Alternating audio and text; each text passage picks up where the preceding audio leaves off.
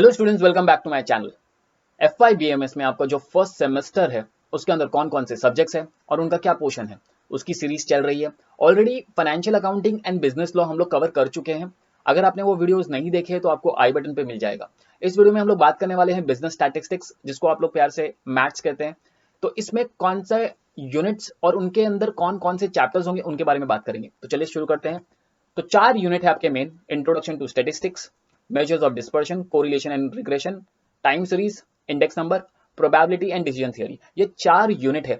इन 4 unit को textbooks के अंदर चैप्टर्स में 10-12 करके वो लोग क्लासिफाई कर देंगे। ठीक है, तो 10-12 चैप्टर देखे डर मत जाना। 4 यूनिट्स है, हर यूनिट के अंदर 2-2 3-3 चैप्टर करके वो लोग 10 या 12 चैप्टर्स आपको नजर आएंगे इंडेक्स के अंदर। तो चलिए बात करते हैं। आपके जो फर्स्ट यूनिट है इंट्रोडक्शन टू स्टैटिस्टिक्स के अंदर उसमें क्या क्या सिखाया जाएगा: data, presentation of data, measures of central tendency.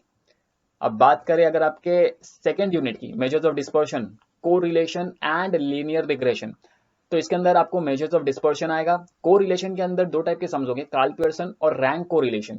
And linear regression के अंदर लीस्ट स्क्वायर मेथड का एक सम होगा जो आपको करना आना चाहिए। ठीक है, मैं जानता हूँ ये सारे चीजें देख के जो एसपी वाले स्टूडेंट्स है वो थोड़े डर रहे होंगे और मैथ्स वाले खुश हो रहे होंगे, बिकॉज मैथ्स वालों ने ऑलरेडी किया हुआ है, बट एसपी वाले डरना। इस वीडियो के एंडिंग में मैं आपको कुछ स्कोरिंग चैप्टर्स बता दूंगा। तो आगे बढ़ते हैं। थर्ड यूनिट के अंदर time series and index number. इसके अंदर 2 पार्ट है टाइम सीरीज। टाइम सीरीज के अंदर आपको least square method, moving average, determination off season, और इंडेक्स नंबर के अंदर आपको कई सारे मेथड्स हैं जिनके ऊपर सम्स होंगे। जैसे फॉर एग्जांपल एग्रीगेट मेथड है, वेटेड एवरेज एग्रीगेट मेथड है, सिंपल एवरेज है, कॉस्ट ऑफ लिविंग इंडेक्स है। तो ऐसे कई सारे चेन बेस्ड इंडेक्स नंबर्स है, इन सारों के ऊपर सम्स दिए हुए। ठीक है, तो चलिए अब बात करते हैं आपके आखिरी यूनिट के ऊपर, probability and decision theory. Probability के अंदर कॉन्सेप्ट आएगा सैंपल स्पेस का, इवेंट क्या होता है, डेफिनेशन ऑफ प्रोबेबिलिटीज, कुछ थियोरी चैप्टर्स भी है, एक्सपेक्टेशन एंड वेरिएंस क्या होता है, कॉन्सेप्ट ऑफ प्रोबेबिलिटी डिस्ट्रीब्यूशन क्या है।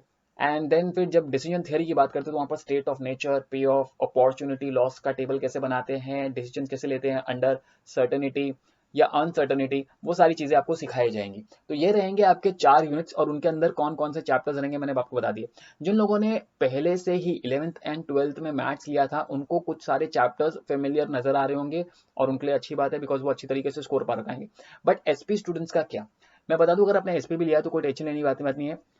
स्कोरिंग चैप्टर्स है, कई सारे स्कोरिंग चैप्टर्स है। जैसे आपका जो मेजर्स ऑफ सेंट्रल टेंडेंसी है, ये बहुत ही ज्यादा स्कोरिंग है। इसके अंदर मीन, मीडियन एंड मोड निकालना आपको सिखाया जाएगा, जो कि बहुत ही सिंपल है, आप बहुत इजीली कर लोगे। एग्जाम में इसके ऊपर सम्स भी आएगा, आपको फुल मार्क्स भी मिल जाएंगे उसके ऊपर।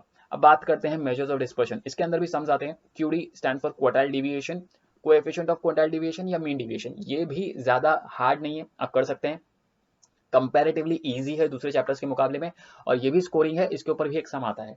अब बात करते हैं टाइम सीरीज। अब टाइम सीरीज के अंदर आपको कौन सा टाइप का सम करना है अगर स्कोर करना है तो मूविंग एवरेजेस का। जैसे फॉर एग्जांपल 3 ईयर, 4 ईयर या 5 ईयर, इसके ऊपर एक सम रहता ही रहता है। देखिए, जब आप कोई भी डिफिकल्ट सब्जेक्ट को पढ़ रहे हो और आपको लगता है कि उसको क्लियर करना आपके लिए डिफिकल्ट पड़ रहा है, तो आपको क्या करना चाहिए, उसके पास्ट पेपर्स को रेफर करना चाहिए। उसके पास्ट पेपर को रेफर करो, देखो कौन से चैप्टर से कौन सा सम पूछा गया है, उसी पर ज्यादा प्रैक्टिस करो तो आपके पास होने के चांसेस बढ़ जाएंगे। Right, okay. अब बात करते हैं इंडेक्स नंबर की। इंडेक्स नंबर के अंदर जो ज्यादा आपको प्रैक्टिस करना है वो है कॉस्ट ऑफ लिविंग इंडेक्स। मैंने आपको बताया यहाँ पर, जब आपने इंडेक्स नंबर देखा होगा यहाँ पर कई सारे मेथड्स थे, सारे मेथड्स हो सकता है आप ना प्रैक्टिस कर पाए। तो जब आप इंडेक्स नंबर करेंगे तो इसके अंदर 2 टाइप के सम्स होंगे, एक होगा कॉस्ट ऑफ लिविंग इंडेक्स का और एक होगा इंडेक्स नंबर्स का, जिसके अंदर फिशरमैन के हिसाब से आपको इंडेक्स नंबर फाइंड करने पड़ते हैं। ठीक है, 5 ऐसे मेथड्स होते हैं जिनके हिसाब से आपको इंडेक्स नंबर फाइंड करने हैं, जो कि इंपॉर्टेंट है। आप पास्ट पेपर्स देखेंगे, रेफर करेंगे तो आपको अपने आप ही आइडिया आ जाएगा। अब बात करते हैं लास्ट, डिसीजन थियोरी की। इसके अंदर 2 टाइप के सम होते हैं, एक टेबल टाइप का सम होता है और एक डिसीजन ट्री होता है।